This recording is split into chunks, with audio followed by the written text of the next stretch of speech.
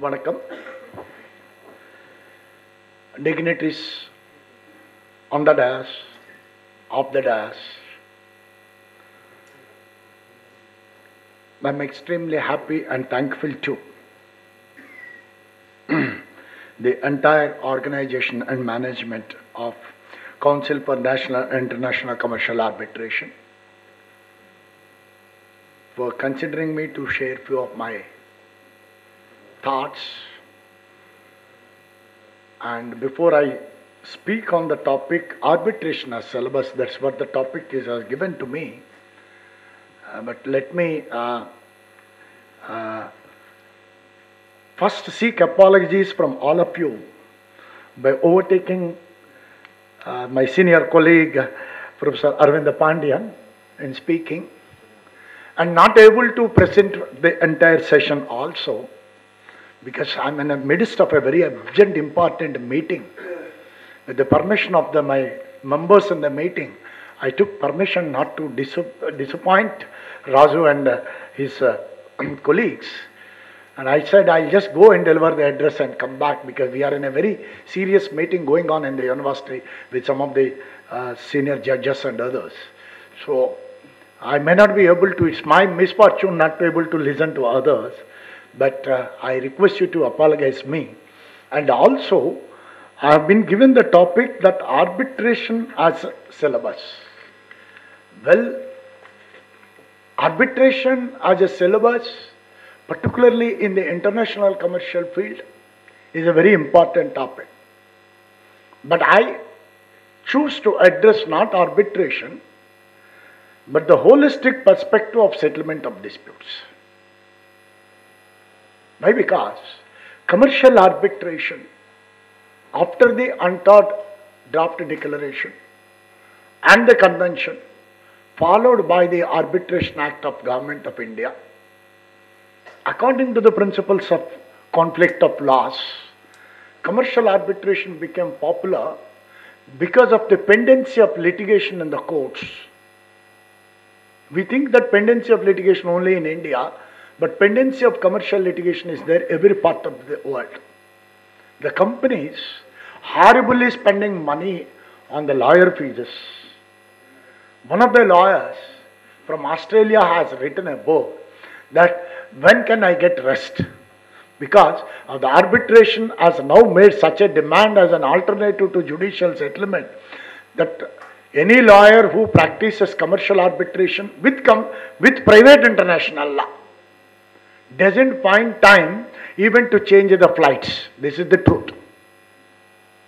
They talk to their parties intermediary time in the airports. And for each arbitration and each issue, they charge huge money. But that money what they charge is lesser than what they spend on judicial litigation. Because in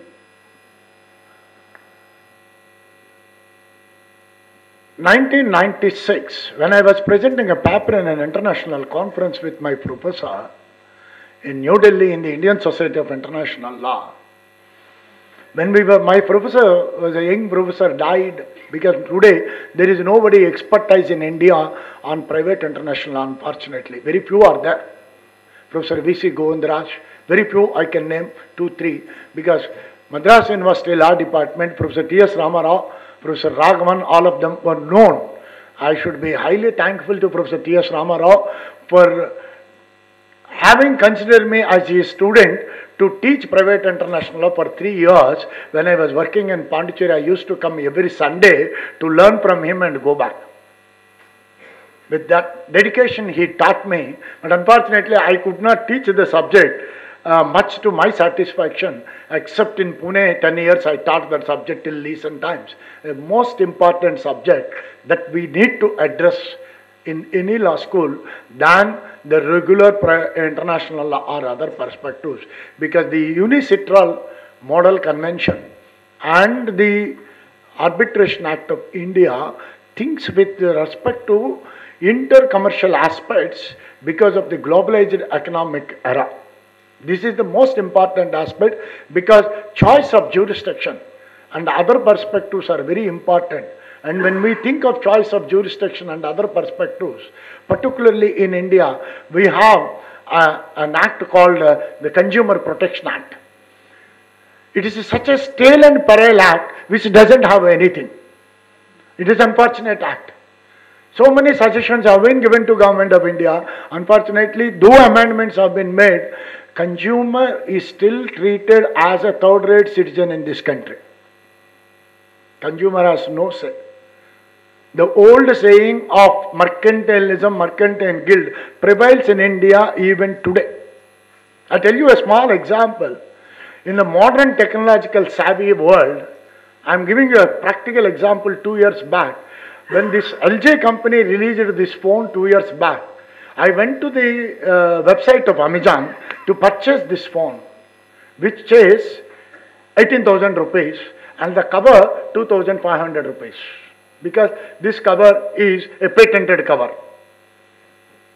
I didn't get emulated to purchase it because it was just launched.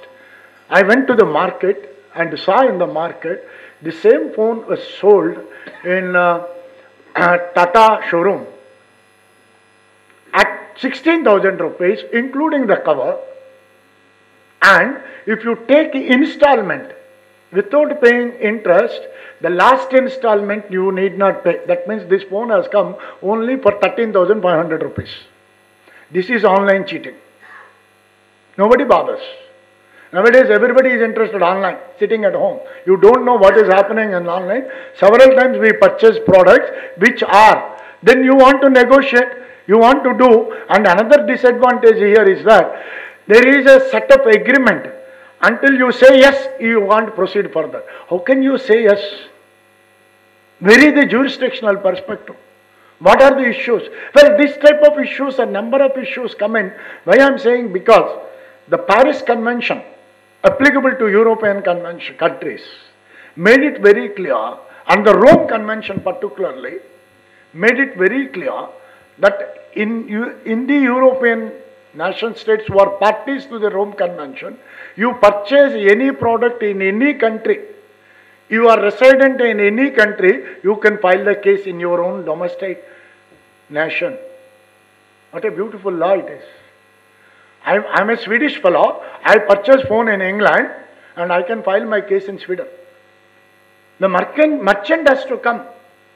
But in India, even if I purchase in Chennai, I go to Coimbatore, I have to come to Chennai to file the case, not in Coimbatore, within the state also. This is our Consumer Protection Act. So commercial disputes with respect to arbitration, I agree. I was talking to some of the judges in the afternoon. They said it's fine. It is fine for major companies are considered arbitration. But in India, it is not only arbitration, several other disputes also need to be addressed. Judiciary's process should be settled into them. So, we are thinking of alternative dispute resolution, which is a very important subject, where negotiation, mediation, conciliation are also important factors which have been recognized by international law and municipal law. If we look in the perspective of justice, either from international law or from municipal law, under Article 2, Subclass 3 of the Charter of the United Nations makes it very clear that disputes need to be settled even in friendly relations in a friendly manner. Even if you have a dispute, you should not get enmity. But nowadays what is happening, if once a dispute comes, we become enemies. After the dispute is settled, you are a friend. That friendship clause should be brought in. That is the reason why the Commercial Arbitration 85 and 96 Act of India, UNICITRAL, have advocated commercial arbitration. But before commercial arbitration, going into arbitration, okay, after the WTO come into existence, international trade become a very important perspective. Well, nation states are going for arbitration. That's agreeable for commercial arbitration is considered. But arbitration alone should not be a tool, because the present Arbitration Act of Government of India is centered towards commercial arbitration, but not about the pacific settlement of disputes, unfortunately. Whereas the previous Arbitration Act of 1940, I consider still good. It has specified all the methods. Honorable judges are also here. Because there you have methods of negotiation which have been highlighted. In the North Sea Continental Shelf cases in 1922, the Permanent Court of International Justice made it very clear that the direct and friendly settlement of disputes between the parties is universally accepted, and that being a very important perspective, basing on the negotiation is not only negotiation involves a lot of other techniques like inquiry, discussion, application of legal principles in a mild way, using good offices, all this part of the negotiating process, which will help even to create beautiful lawyers and art of lawyering in a courtroom. This is a very important part of settlement of dispute which we are not considering. We say arbitration also, negotiation, mediation is there. Your negotiation is with respect to commercial dispute, but here negotiation is with respect to social disputes also need to be taken into consideration. Then mediation. Another important is, this has internationally recognized. What we say in international law is, after the Hague Codification Conference of 1899-1907, it is being discussed and implemented. But if we go back to the history, Byzantine history or the Roman Empire has advocated, or even the Greek philosophers have advocated, mediatory process of settling the disputes. I don't want to dwell upon the entire historical perspective now. Then if we go to the conciliation, well, the conciliation also in international disputes deals with various aspects, where the Geneva Act for Pacific Settlement of Disputes states, conciliation commission shall elucidate the questions, dispute to collect all necessary information by means of inquiry, that means negotiation, otherwise endeavor to the parties to an agreement suitable to the various provisions under Article 15. Then comes arbitration, the route. Before this, these perspectives should be taken and done it to the coming to arbitratory perspective, but in international commercial arbitration, parties are directly going. Well, this is the general perspective both in international law and municipal law in many countries, including India. But if we look into India, the settlement of disputes is a very important perspective right from ancient India. The Vedic texts have provided a clear set of dispute settlement institutions. Unfortunately, we don't know Sanskrit, we don't read ancient texts. It is an unfortunate situation. Because among which the Manusmriti, which has 3000 slokas, have been up and down written. So people got confused and disturbed and say Manu is a very sadist from a woman perspective is considered. But if we read Manu, we understand. But the slokas of 3000 are up and down in a jumbled order.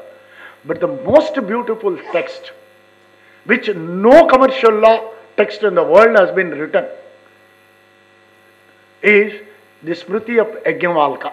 It is also called as Vyavhara Vyapara Daksha, which has only 1000 slokas after Manusmriti. In the 1000, clearly classified around 100 slokas with respect to settlement of disputes and judicial mechanism. The similarities of Yajnavalkya have been extended by Narada Smriti, Brihaspati Smriti, Kachayana Smriti, how disputes should be settled by negotiating, mediating.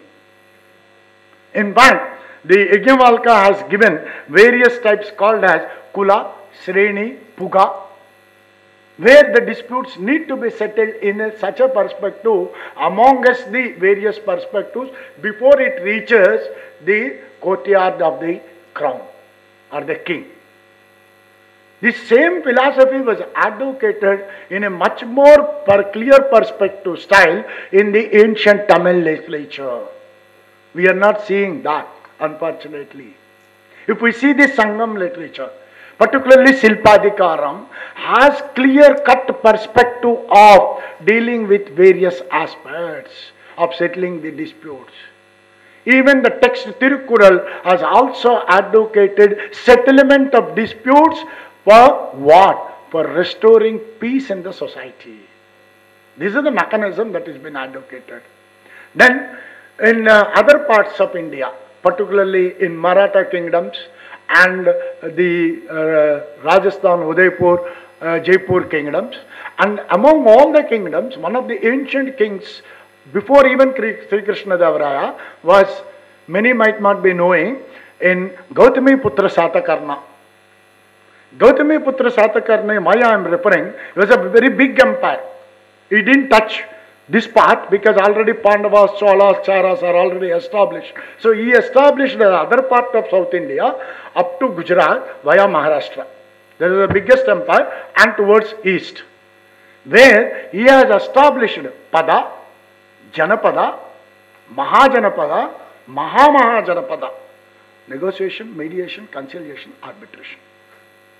And this has been called as Upayas in the Ardhashastra, where Kautilya said Sama, Veda, Dana, Danda. This perspective of Sama is negotiation, Dana is mediation, Sama, Dana, Veda is again difference of opinion. That is the last. Whereas if we look into Gita, Gita said Veda is the last perspective. Because Veda leads to war. Only when peace broken, then it comes into the various perspectives. So when the various perspectives are looked in the ancient India, we have to look into the Asian perspective. Because in the Vyavahara Daksha, it has been stated very clearly, India was one of the leading merchant nations in ancient world. We should be ashamed of today, we are nowhere. Whereas in those days, India was one of the highly demanded countries in the Malacca and other frontiers, which led the Europeans to conquer India. When we look into that perspective, then the various kingdoms have made alternative dispute resolution, particularly negotiation, mediation, conciliation. When we look into the Asian perspective, the Buddhist philosophy made it very clear, without mediation, where Buddha says, without mediation, heart-to-heart conversation cannot be taken into consideration. That is where Dharmam Saranam Gacchami, Sangam Saranam Gacchami, Buddham Saranam Gacchami has evolved. Buddha says that it is Dharma, Sangha is your part for which you have to settle the dispute only through mediation. This is Buddhistic philosophy has been developed in Asian part. That's why today Singapore and others, by adopting that philosophy, have come to settlement of disputes and arbitration has been developed. I think our professor here may tell you more in detail with respect to this. So when these things are taken, before I just take leave of you, if we look into Article 39A of the Constitution of India, Organization of Village Panchayats, which we have amended 72nd and 73rd Amendment, free legal aid, Lok Adalats and all other things have come in. Well, all these perspectives are very important in the dispute settlement. I'm sorry, because I'm not deviating, I'm giving a holistic perspective, not only arbitration. Settlement of dispute should be a course curriculum in law, not only arbitration. And we have to, I request you and Arvind Pandian and other scholars here, sir, let us start an ancient Indian perspective of law and legal opinion, which gives us more strength to address our problems than following America, Australia or some other country. Why should we refer to them when we have everything within our country? Because as Frank philosopher Frank Sandner has aptly said it, an aggrieved party could simply go to Kisok at the entrance of a courthouse where a facilitative attendant could give direct a dispute into one of the doors fitting, providing alternative dispute resolution process. You should not go to arbitration, judicial settlement. You should have a place where negotiation, mediation, conciliation should be available. When this is available, as the American jurist Earl Warren said, it is the spirit and not the form of law that keeps justice alive. The spirit is necessary. Then if we take these principles, we cannot call it as a arbitration syllabus or alternative dispute syllabus. I propose, maybe people may not accept, acceptable resolution dispute mechanism, not ADR means alternative. Acceptable resolution dispute mechanism, or in Indian context we can say accessible resolution dispute mechanism. This would be more appropriate.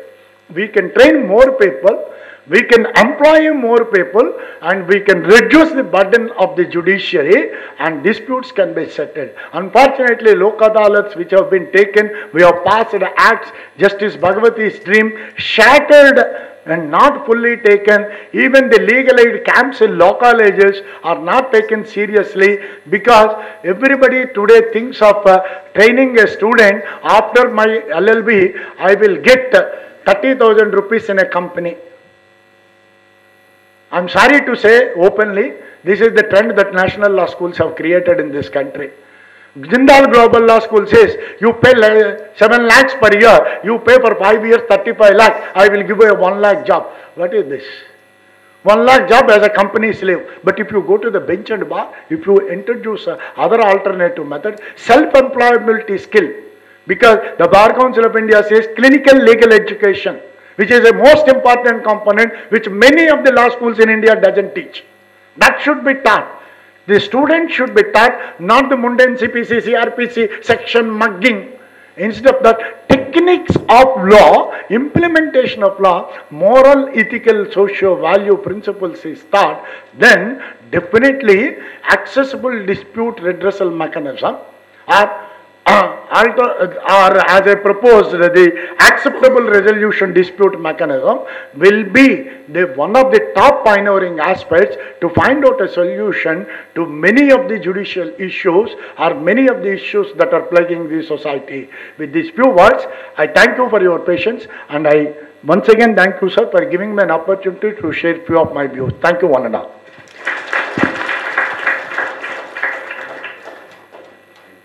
Thank you, sir, for giving new insights on dispute resolution and also for sharing your experiences with us.